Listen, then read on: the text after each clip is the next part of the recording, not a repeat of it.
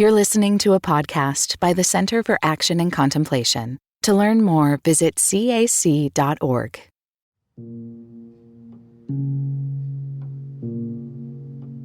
For many of us, Christianity was a set of answers.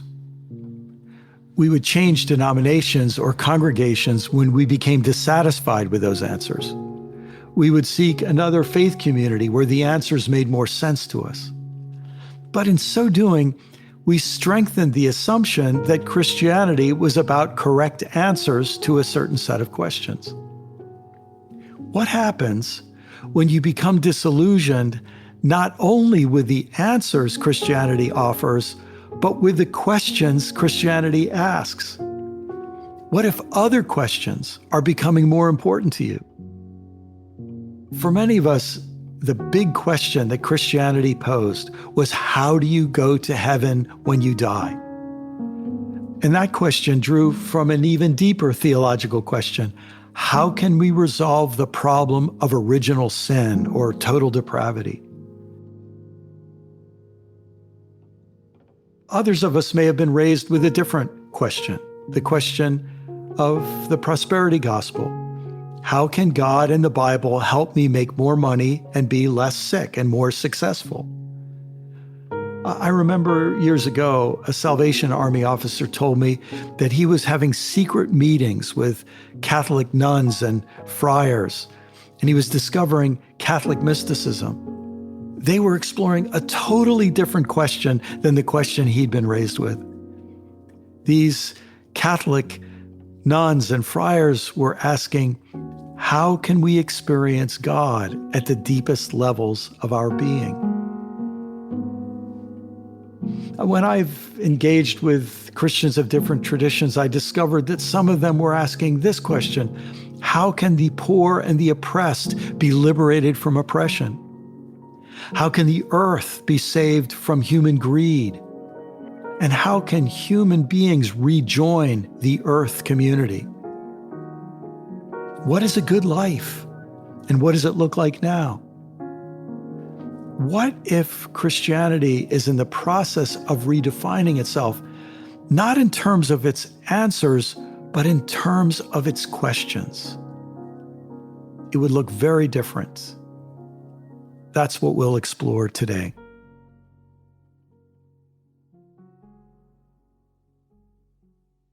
Listen as I read this quote from Do I Stay Christian?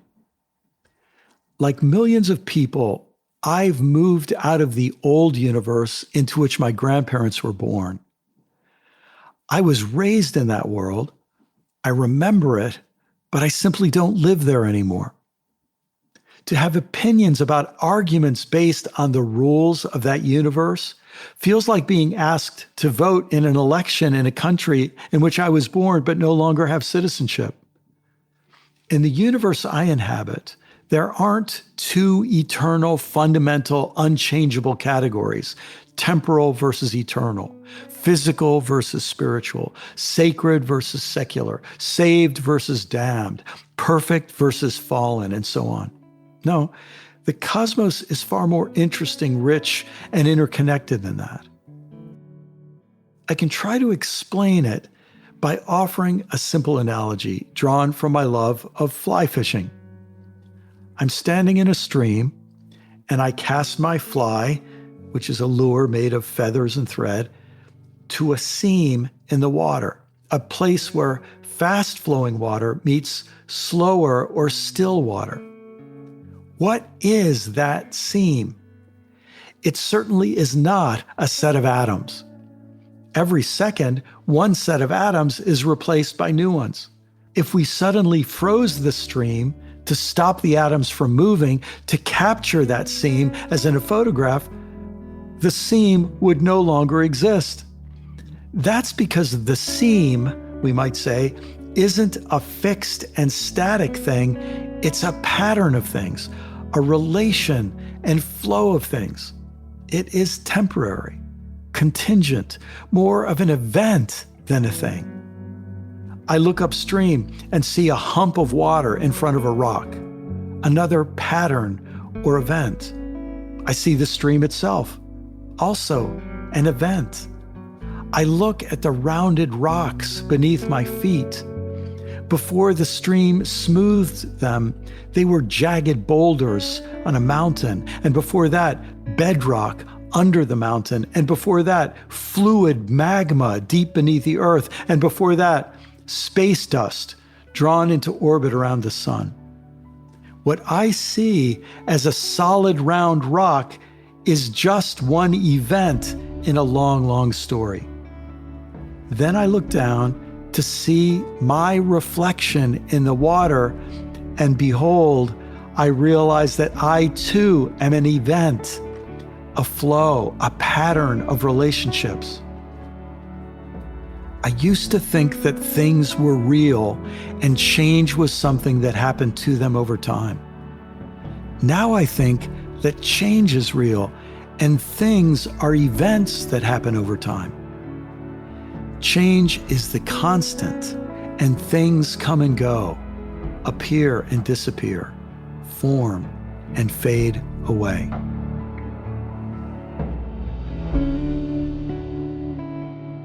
It is my great joy to be here with Dr. B and with Jim. I want to say, Dr. B, a great joy for me of being part of the CAC faculty has been getting to know you. Your books, Race in the Cosmos, Joy Unspeakable, Crisis Contemplation, felt like a hybrid between scholarship and poetry. I love your podcast, The Cosmic We. And I wonder if you could just tell everyone two things about you that they may not already know, one personal, one professional, in either order. Well, I've had many incarnations. And so before I was a kindergarten teacher, before I knew who I wanted to be, I was a member of Actors Equity, the Screen Actors Guild. I performed with Samuel Jackson, who's going to be honored this year in the Oscars, with his wife, LaTanya Richardson, in For Color Girls Who've Considered Suicide When the Rainbow Is Enough, in the Atlanta version. And I also performed with Leonard Bernstein in Austria. So that's one incarnation as kindergarten teacher, attorney, actor. And personally, I enjoy ice fishing. I learned how to do it in Minnesota. Oh, my goodness. Those are two things I didn't expect. That's fantastic. Well, Jim, I'm going to ask the same question of you in just a minute, but I should say the first time I heard you speak live, I'd seen many of your talks online, but the first time I heard you speak live a couple of years ago at a CAC event, or several years ago, I texted my wife and I said, if I were to list 10 of the best lectures I've ever heard in my life, I just heard two of them. I read and reread your book, Merton's Palace of Nowhere, and I was so deeply moved by the draft I had a chance to read of the memoir that you're working on now. But I wonder if you could tell folks two things about yourself that they maybe don't already know. I don't know. We can't have a competition because it'd be impossible to beat Barbara's, but yeah. That's true. Yeah, I don't have that repertoire of skills. I say things about me personally. I say personally for me, they're age-related things. One is I've not read anything contemporary for 10 years. I've not read any of Richard's books. I've not read yours. I just haven't read anything for 10 years. I'm immersed in these texts, yes, of these mystics, and certain the philosophical theology of medieval of Augustine and Aquinas, and I read them over and over and over. I just don't. I have a big library here. So that's one thing. Says something. And the second thing is that my oldest daughter has a daughter who has 3 children. So my oldest daughter is their grandmother, which makes me a great-grandfather and kind of a multi-generational old guy who doesn't read anything anymore. and that's my claim to, but I play a violin with one string on it. You know, it's this sense of mystical consciousness and where it touches trauma and the lineage of these traditions. And so I'll share that. Well, that's beautiful. All I can recommend, I can just picture you sitting in Minnesota on a frozen lake ice fishing and reading Aquinas, that puts it together somehow. For me. Wow. For me, Maybe Jim. someday I'll get to fish with Barbara and her husband. Maybe. Might happen. That would be great. That would be great. Well, just a bit of background. In learning how to see, the first 2 seasons, we looked at bias. And in many ways, bias is like, for someone like me who wears glasses, it's like trying to take off your glasses and look at them to see how many scratches and smudges and cracks you have that are distorting your view. It's not easy to do. Seeing is harder than it looks. What happened in our first couple of, after those first couple of seasons, so many of the questions that we received were questions about Christian faith, where people were saying, I feel like my own Christian faith has helped me see some things, and it's made it harder for me to see other things. And now I wanted to take a look at my own Christian faith. Both of you grew up in religious families to some degree. And Jim, you grew up Catholic. Dr. B, you grew up Protestant. And I wonder if you can recall any experiences, maybe some of your earliest experiences, where you thought, the version I inherited of Christianity isn't helping me right now. Does any examples of that come to mind? Maybe I could start with you, Dr. B. Well, it wasn't just whether or not Christianity was helping me. I couldn't see that it was helping anybody because I grew up right on the cusp of the civil rights movement. And so as a family, we knew that our protection was held within our own tight community, but that we didn't fit into the larger community.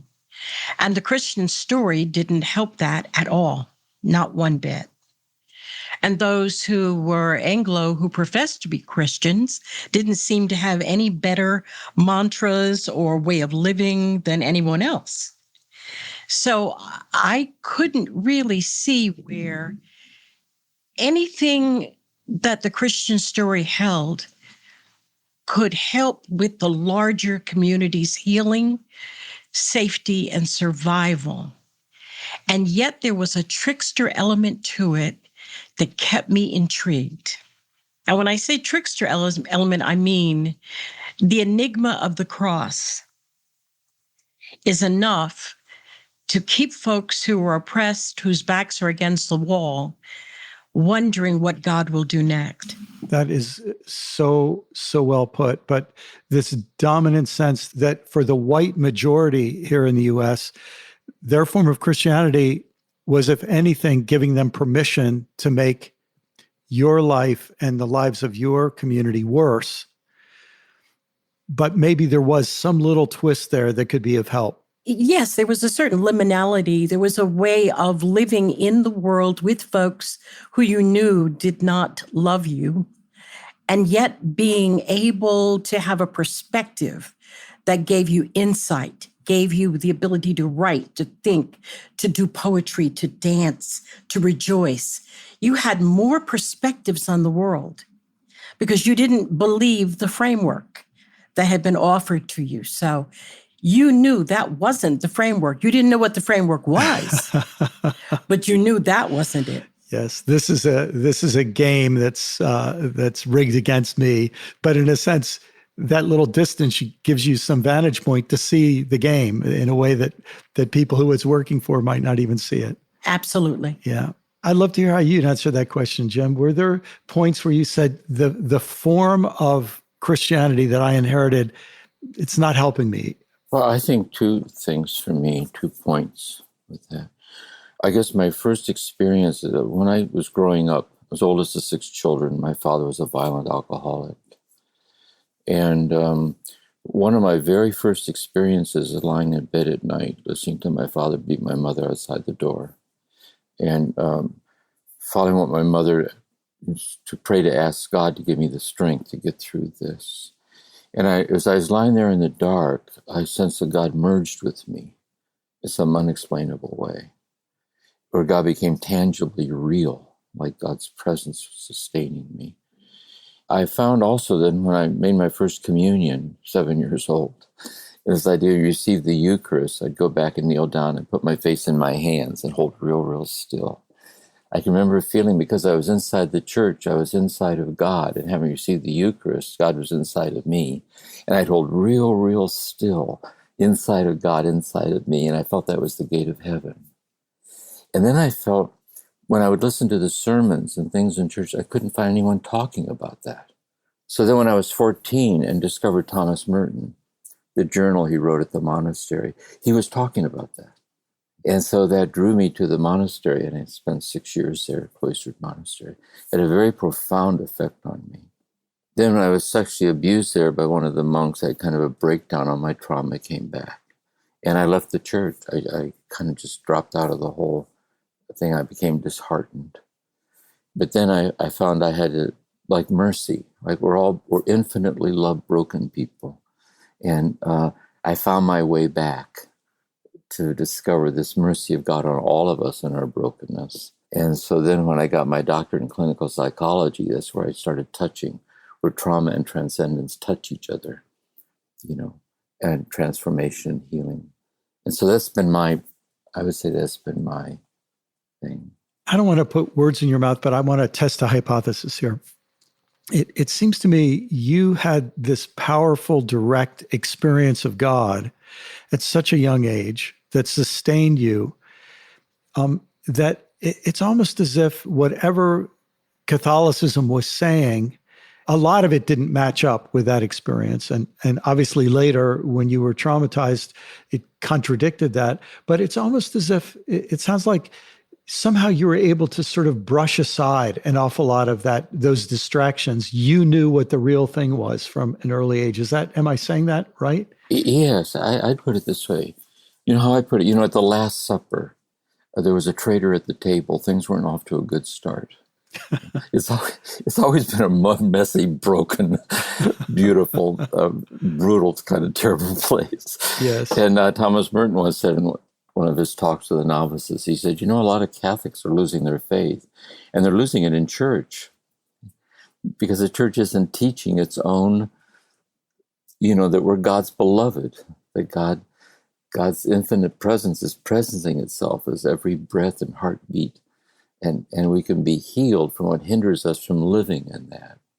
And I found that to be so true. If I could cut through, not get caught up in these very real concerns, they're real, but first become contemplatively grounded in God, grounded in me, I could then face those dilemmas from that vantage point, rather than trying to sift it all out from the vantage point of, that's been part of my thing. And I found that true in psychotherapy too, in spiritual direction, where people are trying to get to the heart of the matter, this kind of vulnerable, tender place, and the light that shines out, and the light shines in the darkness, and that guides us through life. And it's always been the feeling tone of it for me. I hadn't ever really thought of this before, but it strikes me that both of your experience, in a sense, take place against a backdrop of abuse, the social abuse of a white supremacy that was baked into institutions and culture and psychology of so many people, and that white supremacy almost functioning like alcohol functioned in your family, where it infected one person and then ended up touching everyone and traumatizing everyone.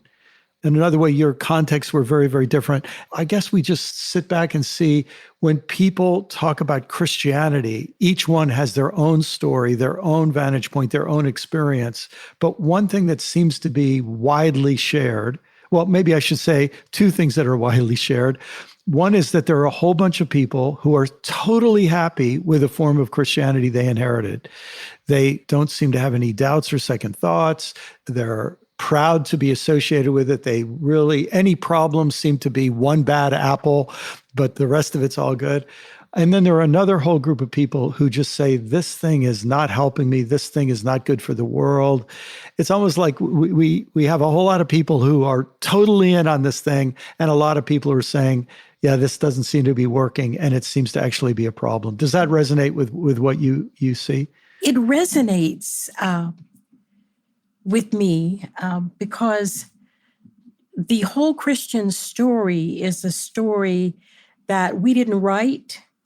We're not even the main characters in it most of the time, if you're humble enough. And so my questions were not about the overarching story and what it meant from my life, but about purpose and gift and why I was here and how much time I had to accomplish what I came here to do and how I would do that. And so the questions were questions I turned into myself. They were not questions I could pose to the majority culture because I wouldn't get the answers I needed. I posed those questions to myself, and my parents taught me, ask yourself why you're here. Ask yourself what the purpose is. What can you give? How can you give best? What is the best of who you are? And so when you're focused on those kinds of questions, you don't have as much time to worry about the political questions, the dehumanization questions. You know they're there. You know you have to stand up against it and resist. But the primary question is, how do you get further in this story that is a story nested within other stories? Mm. And that very personal story of how am I going to live? What is my calling? Where do I invest my energies? Right, but it is not an individual I. It is an I interwoven with community. Because everything I did as an African-American woman was going to reflect at that time, not so much now, it was going to reflect on the community. Yes, I think that's a really important insight. When Jim and I were growing up, white people being in the majority had this sort of luxury of individualism. We could think about our own individual lives.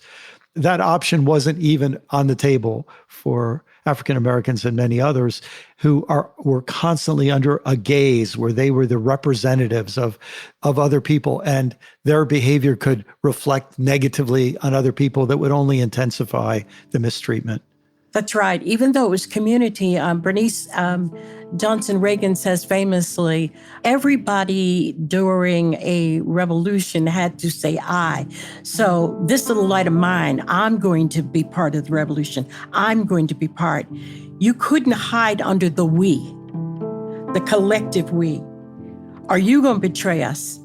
Are you going to betray us? You had to say I. And those individual I's create community, but they don't allow you to hide under the collective where no one is responsible.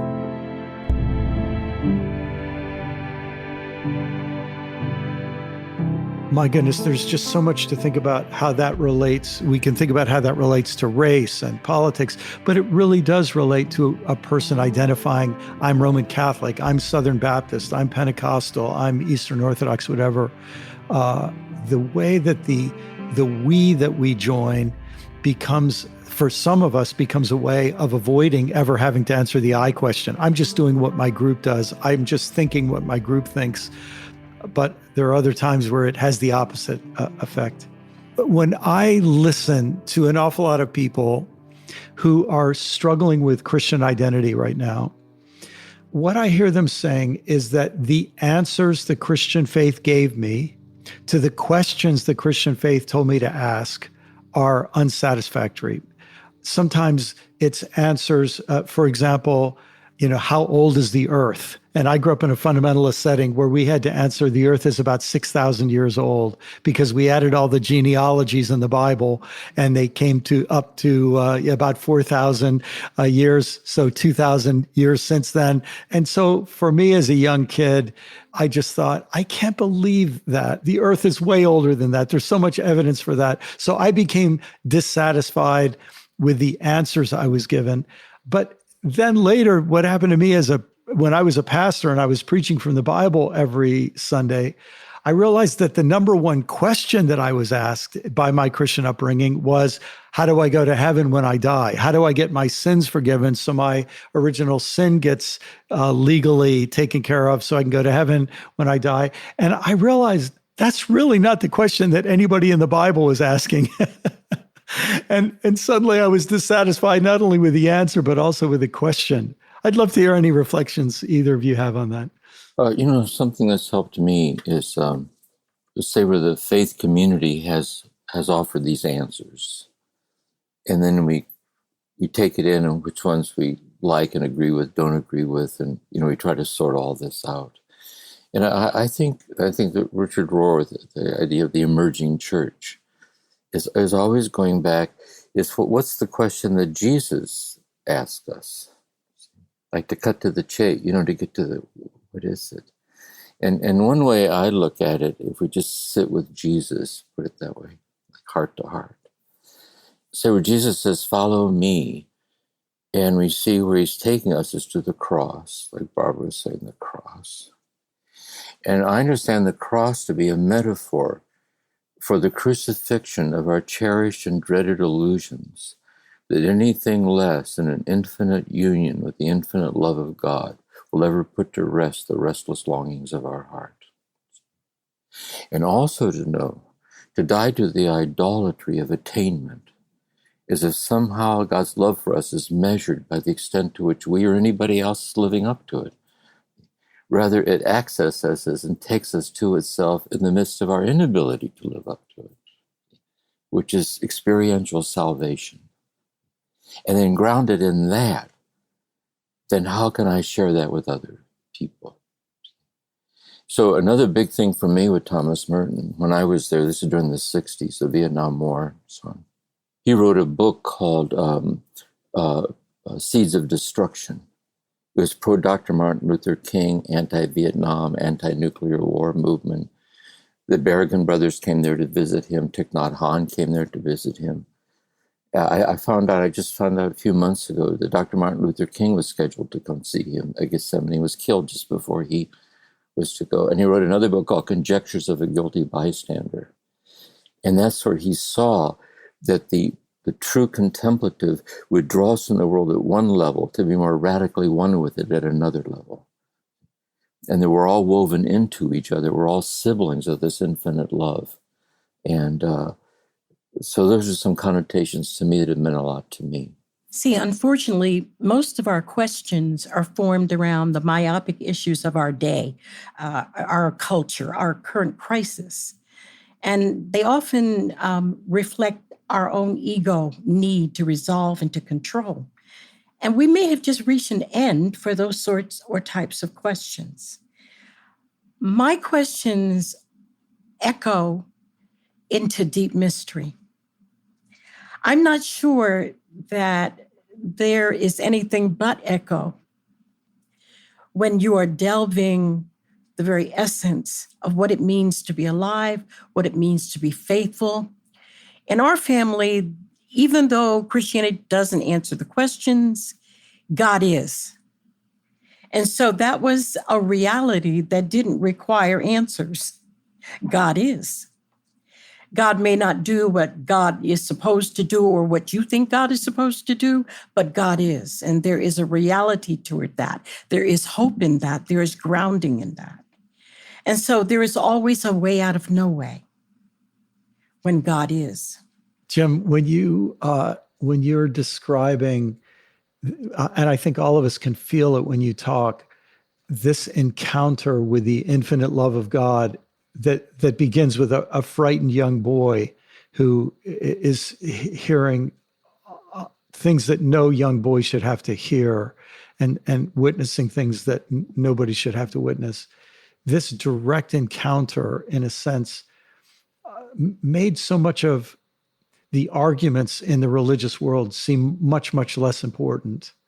And for you, Barbara, this sense that whatever is meant, all that's held in that phrase, God is, there's this encounter, there's this reality that makes an awful lot of other things seem unimportant. I think if people were allowed to say, oh, that's what Christianity is supposed to be about, they might, in a sense, find a way around this frustration that is thrown at them every time they show up at Mass or every time they show up at church, where they're being asked to be against this group of people or to always support this political party or whatever it is.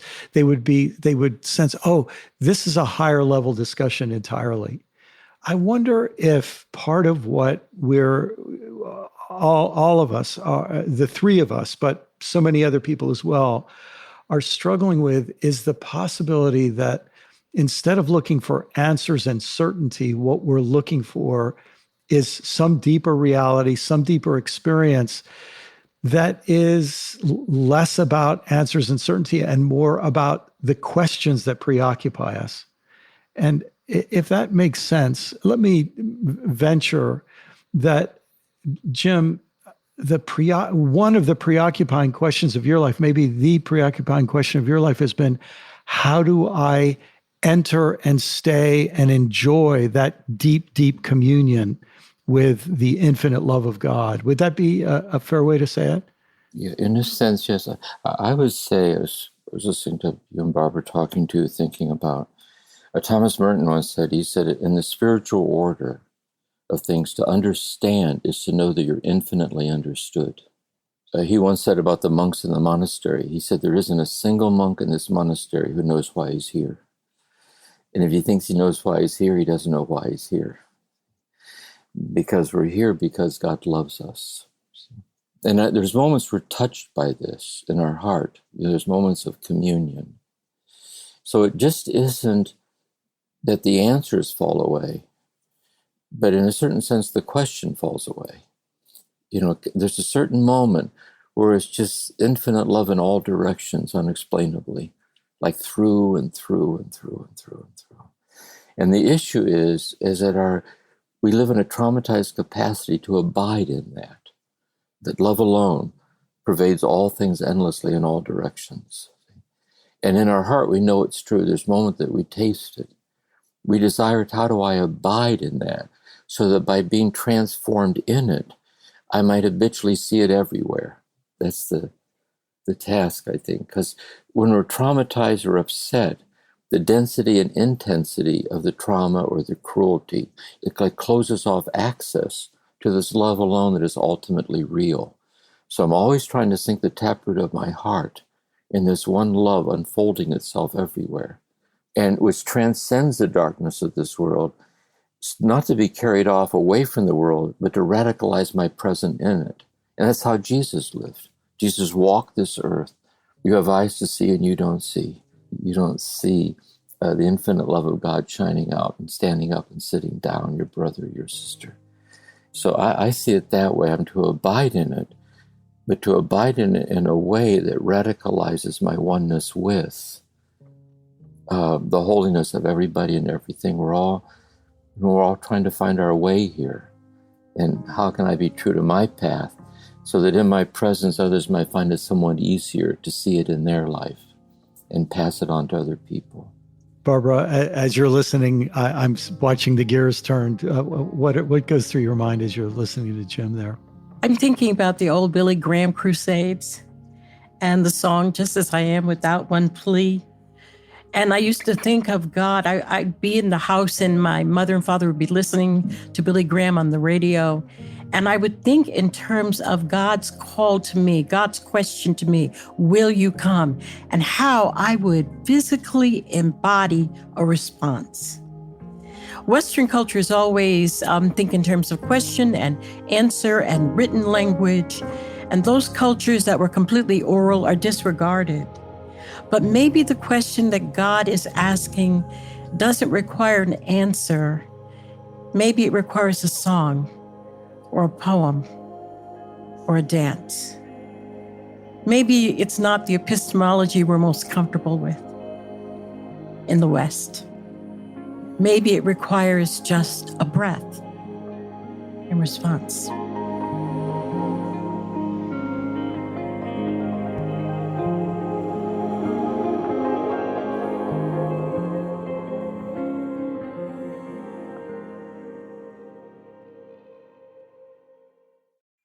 What does it mean to embody salt and light? In 2025, Richard Rohr's daily meditations turn to Jesus' timeless metaphor for reflecting love into the world. Amid this season of uncertainty, join us in living with trust, being salt and light. For 18 years, the daily meditations have inspired thousands of readers like you. Subscribe today at cac.org/saltlight 2025. That's cac.org/SALTLIGHT 2025. that phrase, it's not just that the answers fall away, the questions fall away. And this sense that there's a response that is a whole body response. It doesn't leave out the mind, but it's not just the mind, it's the body. And it actually, that evokes that quote that I know we're all familiar with from a letter that Maria Rilke wrote to a young poet, I think close to 100 years ago. He wrote, "Be patient toward all that is unsolved in your heart, and try to love the questions themselves like locked rooms and like books that are now written in a very foreign tongue." My goodness, there's so much we could talk about just there. And then he goes on and says, "Do not seek the answers which cannot be given you because you would not be able to live them."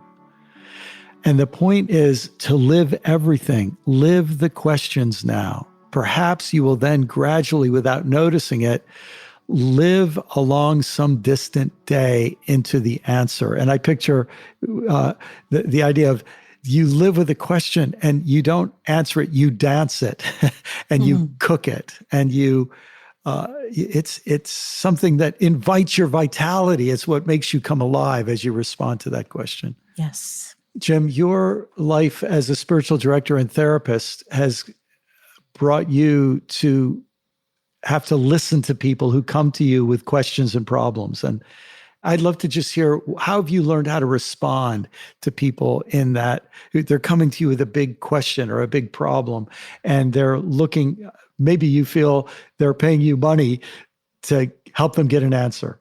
I love this quote. I often share it when retreats on Merton and Seeds of Contemplation. He says, "The world and time are the dance of the Lord in emptiness. The silence of the spheres is the music of a wedding feast." He says we don't have to go very far to get glimpses of this dancing when we are alone on a starlit night, when we know love in our own heart, when we see children in a moment they're really children. See, it like flashes forth like this. In another passage, he says, "Beginners have a lot of questions, and they're looking for someone to answer the question. As well they should. But they get into it, they realize you're all along God's the one asking the question. And they don't know the answer to God's question. They don't even understand the question. See? So I think there's certain moments, we fall in love, or we have a child, where somebody dies, like the rains fall from our hands. And just for that brief moment, there's a luminous quality that shines forth. See?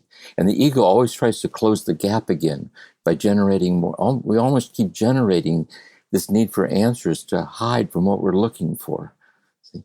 We're trying to free ourselves from that. So what I have found in therapy, what happens is two things. One, or should I say, to risk sharing what hurts the most in the presence of someone who will not invade you or abandon you.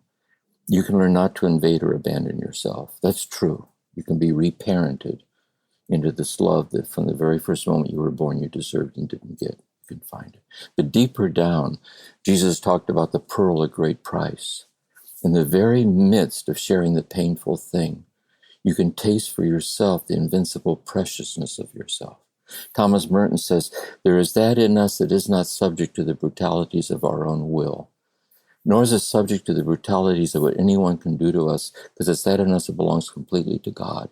And a person in the vulnerability of healing very painful things, all of a sudden there's a pause, and that preciousness shines out. Do you know what I mean? It's like a self-authenticating depth of themselves. And they can learn to stabilize in it and draw up from it the courage to walk through their story. And I've seen that over and over and over again, like the depth dimension of and you end up with the healing, you end up more than you bargained for.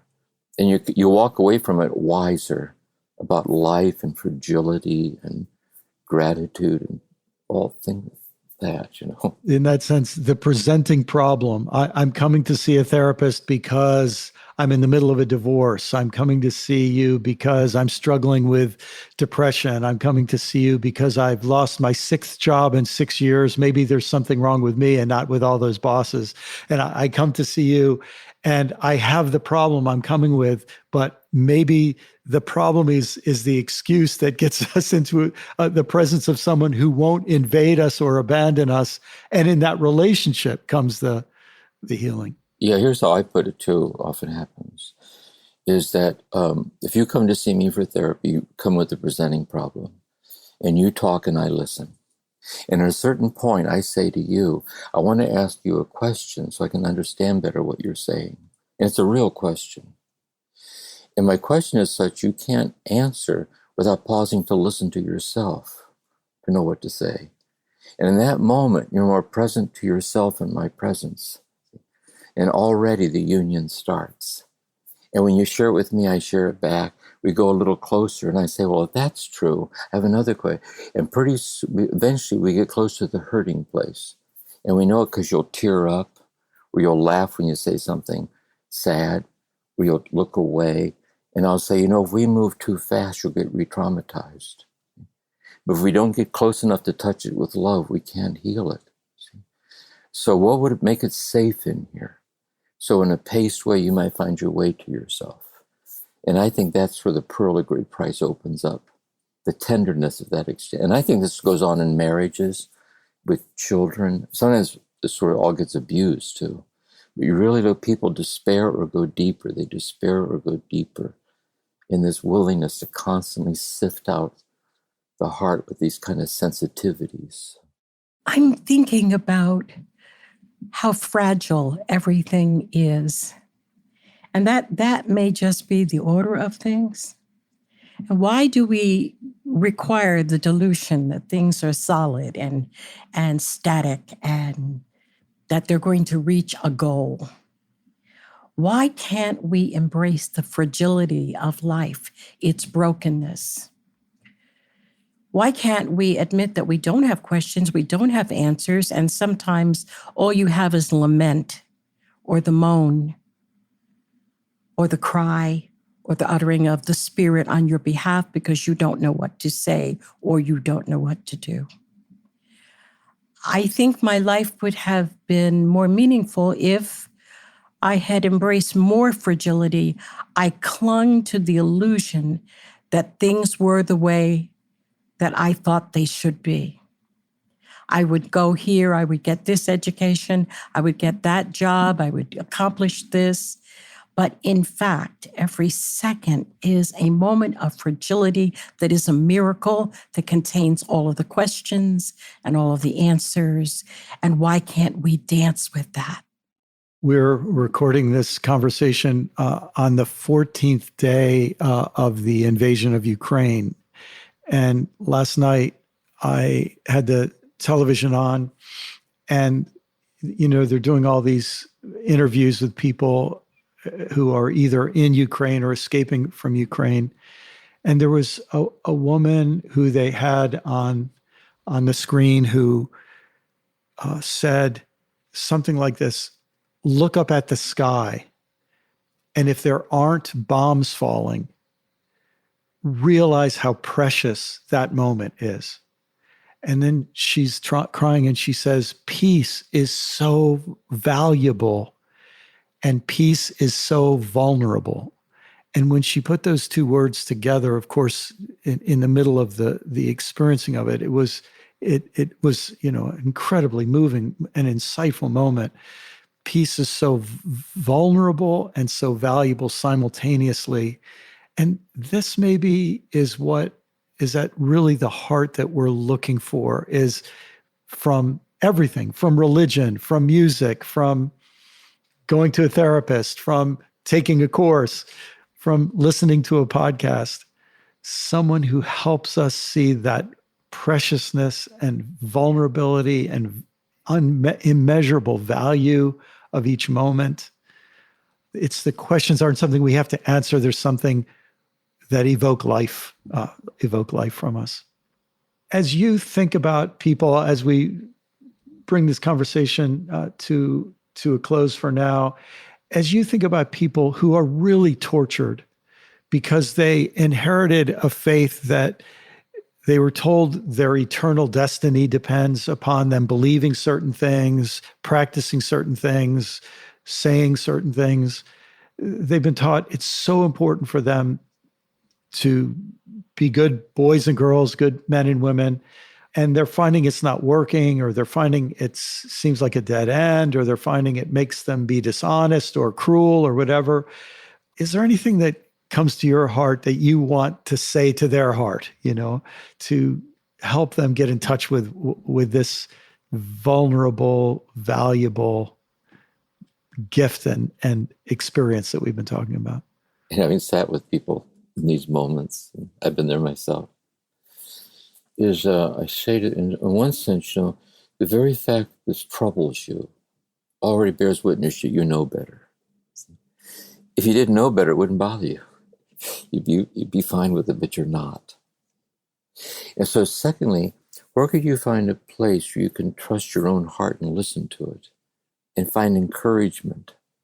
And what directions you could move in which you could trust within yourself, this is a qualitatively better place. It's more humble, it's more gracious, it has more depth to it, and it's more true to the heart of Jesus. It's more true in the Christian tradition. It's good you're troubled, because it means you're already, like a light shines in the darkness, and you can see it. And so if you could follow it out, believe in yourself, and connect the dots with other people, kindred spirits, and help the person find where they might go to find that. And I think this podcast, for example, all these podcasts, The Living School, there's other faith communities that are very prophetically deep, compassionate, engaged communities of people. And how do we sense our resonance with them and find out ways to live that in ourselves? Oh, beautifully said. Thanks, Jim. I would also say that there is within a reflective voice, internal, that responds, that you can ask without asking the questions that have no answers. And within yourself, you'll know what reflects the God light and what does not. Not that there's any purity ritual, not that there is a right and a wrong to a lifestyle or a way of being. There's just an inner reflection of God light that I call God light, that directs a path even when you can't see where you're going. So for our family, it's always been in the mysteries, the ancestral mysteries, the dreams, the premonitions, the whispers, things that you can't grasp, but that are very real nonetheless. Beautifully said. Jim, one of the things that I know was significant in your own development, and Thomas Merton and others actually, I think, helped you go in this direction, was in your own contemplative and personal journey, you found help from Buddhists, and you found help from other contemplative and mystical traditions outside of Christianity. And Barbara, I know from reading your work that science provided, I'm sure other religious traditions helped you as well, but your interest in cosmology and in deep time and in thinking about the scientific realities and grandeur of the universe, it helped put things in different perspective for you. And I'd love to hear from, if there's anything you would want to share about how these sort of vantage points or connections outside of traditional Catholicism or traditional Protestantism have helped you. Yeah, anything you can say about that. Cosmology helped me to understand what my aunties were doing when they were prophesying and giving us messages from dead relatives. It's all conjuring. The scientists may say that they have facts, but they only have the facts that they have discerned from the instruments they've developed. But let's think about it. In reality, science is still just conjuring. And so if you're going to conjure, I'm going to use all the tools I can find. I don't just want the wisdom of the elders. I also want deep space, black holes, astronomical realities. I want to put it all together in a mix. I want to know what the Lakota think. I want to dance with Sufis. I want to know what the mysteries of the earth are. I won't be able to solve it, but I want all of the pieces in the pot. And so I've spent my life gathering them. I don't know where I am in the journey, but I'm still gathering.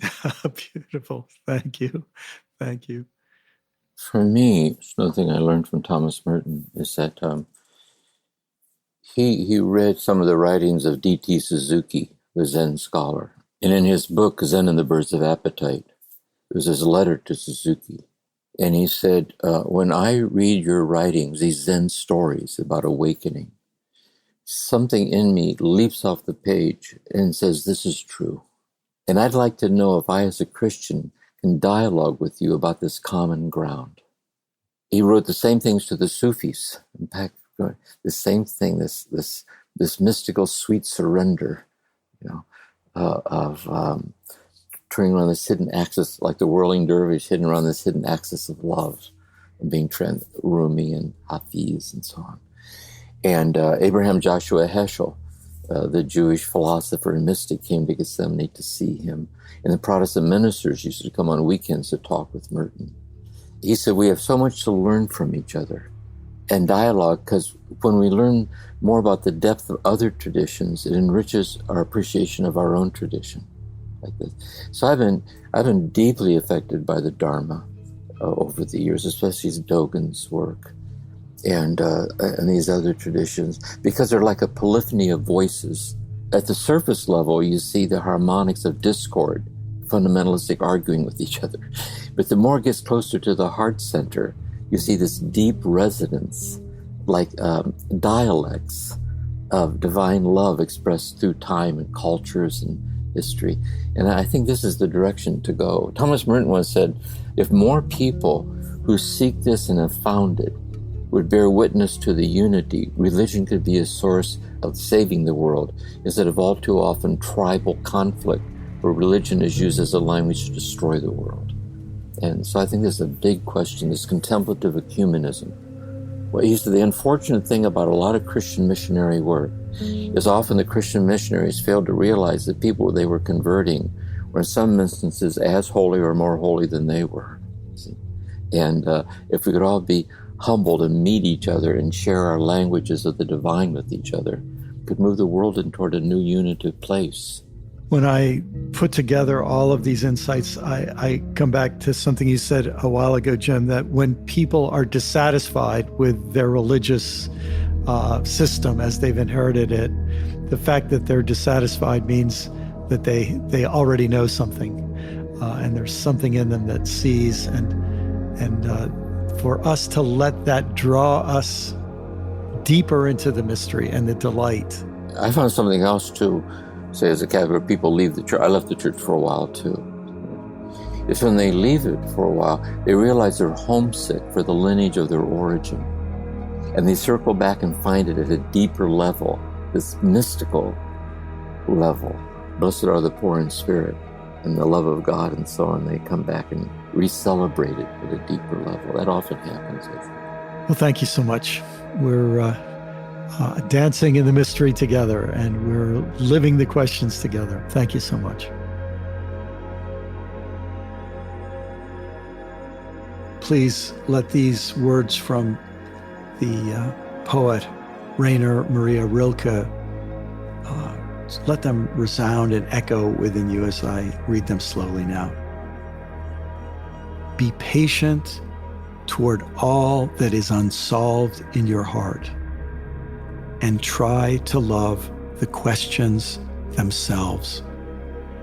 Like locked rooms, and like books that are now written in a very foreign tongue. Do not now seek the answers, which cannot be given you because you would not be able to live them. And the point is to live everything. Live the questions now. Perhaps you will gradually, without noticing it, live along some distant day into the answer.